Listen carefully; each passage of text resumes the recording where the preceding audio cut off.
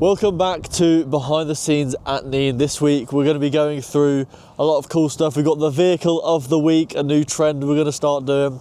We're going to show you some behind the scenes on how panoramic glass is fitted to 110s, and we're going to talk about Land Rover's recent success in Saudi Arabia in the Dakar. But first and foremost, let's have a look at a returning legend to the Nene fleet. A really close vehicle to all of our hearts here at Manor Farm.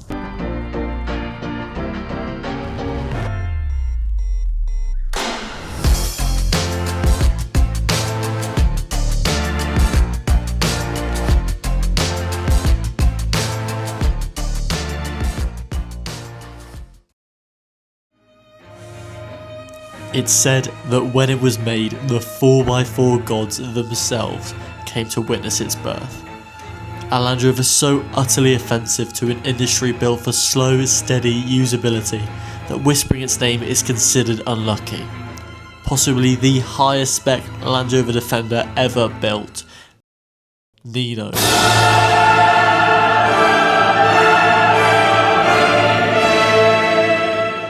Passing over to the curator of the journey this Land Rover has taken, we have our founder, Andrew, to tell us more.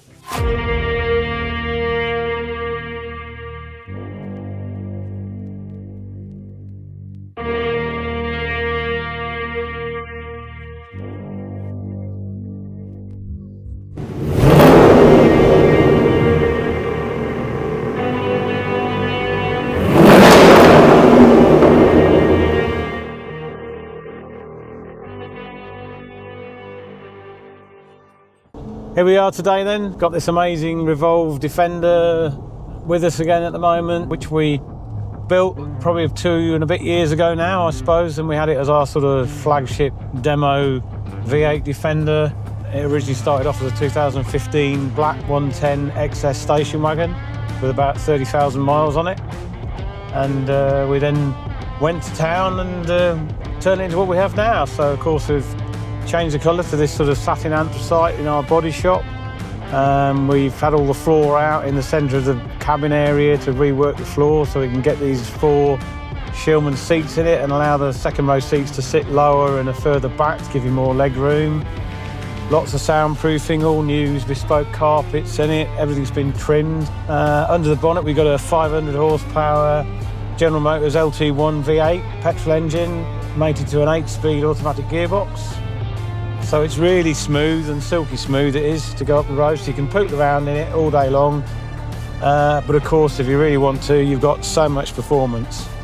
One of the cleverest things about this truck, and we've done lots of this, it's got this tractive, semi-active suspension solution on it, which basically means you've got lots of control from the cabin. There's a nice little digital touch screen in the cabin, so you can change everything as you go. There's sort of 4 or 5 preset programs that you can set, which means it's very easy to go from one to the other. But basically what it means is that you've got the ability to have no anti-roll, or of course you can have maximum anti-roll, which means that you can keep it nice and square on the corners. So you can set it up, which is where I would normally have it most of the time, because most people are going to enjoy this more on the road than they are off-road most of the time. You've got the same thing for pitch and dive, which means you can set it up so that when you put your foot hard on the brakes, the front end doesn't dive so much. Back end, if you've got a lot of weight in the back or a heavy trailer, again, it'll hold the back end a bit squarer by having maximum pitch and dive setting on the back. You've got 5 instruments of suspension hardness. So if you've got it on number 5, that's kind of where you'd have it if you were literally going to put it on a track somewhere where the tarmac is lovely and smooth, and you want absolute maximum squareness and road holding around all the corners. And if you take it back to number 1, that's going to give you the softest ride. So it's a really clever bit of kit to have, and again it all adds to the refinedness of how this vehicle drives in a way that hardly any of the Defenders do just about anywhere around the planet. So come over to Peterborough, come and meet the team, Revolve team. As I say, this was really built as a Revolve Defender, so sort of as our sort of heading up the whole Revolve ethos of just trying to come up with an individual Defender that just gives you a little bit more than perhaps somebody else can.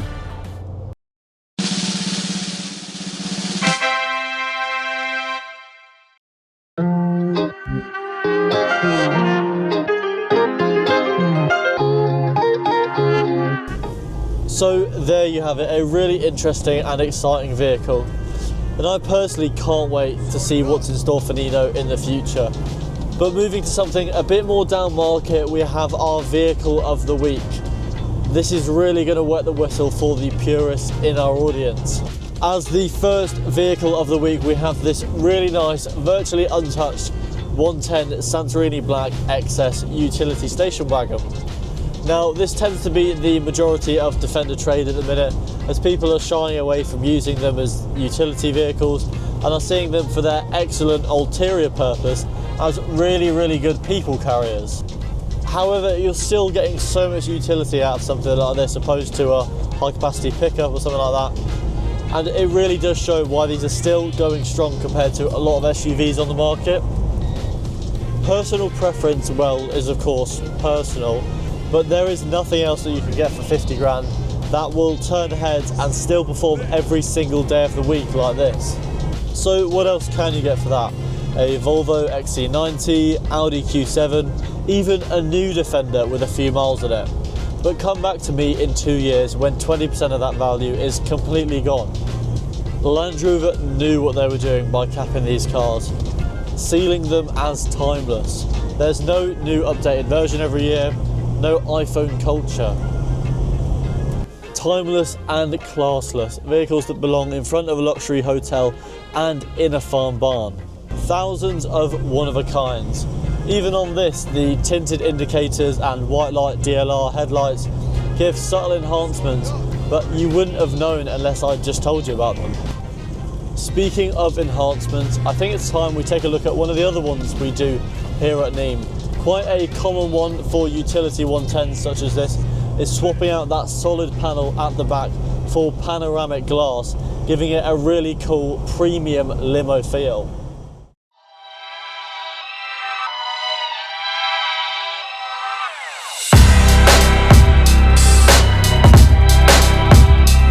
Here is Steph, our pan glass specialist, converting this Land Rover that's already super special on its own, but you'll have to wait until next week to see what's happening there.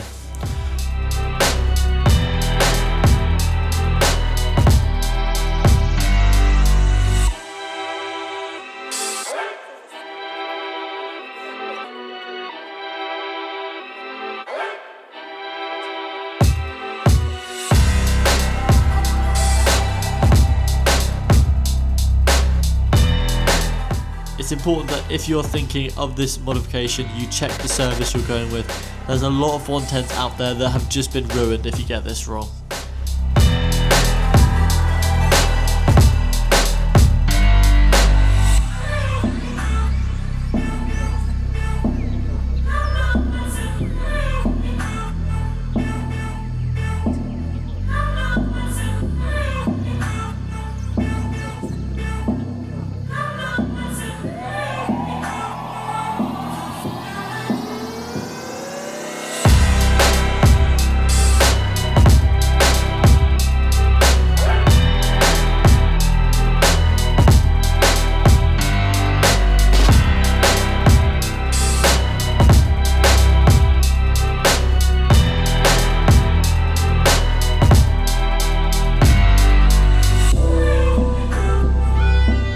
There you have it, full pan glass for this Defender, making sure to stay tuned to see a full breakdown of this beast.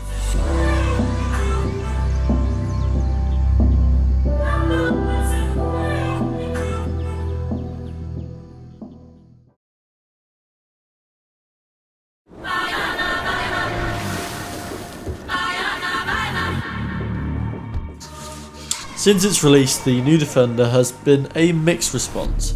Most people not sure what to think.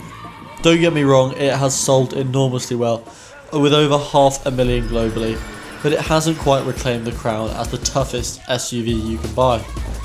So we're best to disprove the naysayers, to make the classic purists eat their words, as the L663 enters the ring with some of the most able off-roaders around. Saudi Arabia has had the privilege of hosting the Dakar Rally since 2020, and it's rightly named the hardest off-road race in the world. 9,000 kilometres over 2 weeks, demanding the most out of its competitors.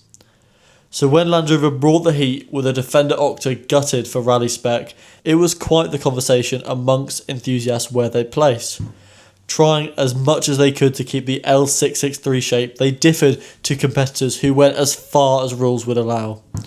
Despite the interesting colour palette, something happened no one really expected.